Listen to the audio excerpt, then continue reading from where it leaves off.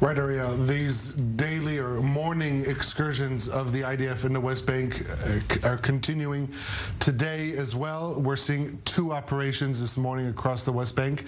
The first is what the Israeli military is calling an arrest raid in multiple cities in the West Bank. We're talking about Jenin, Tulkarem, Nablus, all these, according to the IDF, to try and find terror suspects. The second, as you mentioned, is the operation to repair the biblical site of Joseph's tomb outside or on the outskirts of Nablus that was vandalized twice this week, Saturday night and Sunday, also by Palestinians. In this operation, it appears to have been repaired and restored.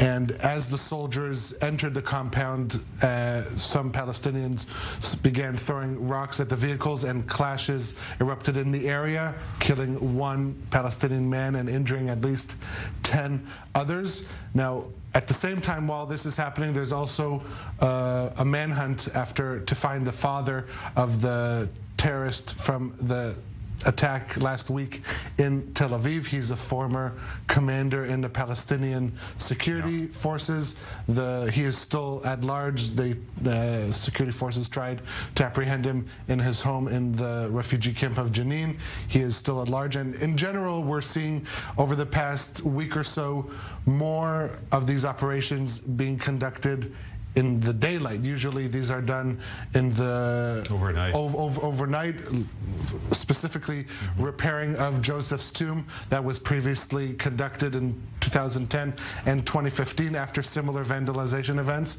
Those were done under the cover of night. Now we're seeing this during the day. One explanation appears to be because it's the month of Ramadan and people tend to stay awake later in the day, and is according to the thinking of Israeli security forces, early in the morning, anyone who may confront them will be at least amount of focus and will be still tired because they tend to sleep in the morning. That's what we're seeing this week. Give us a bit of background, Ariel, on the tomb itself and its location, because as you mentioned, it's not the first time that there are clashes there. It's not the first time that it's being vandalized. Yeah, it's become, over the recent decades, it has become a flashpoint between Palestinians and Israeli security forces. Now, the site itself, the day-to-day, is operated by the Palestinian Authority, and in fact this operation of restoration couldn't have been done without the cooperation of the Palestinian security forces. As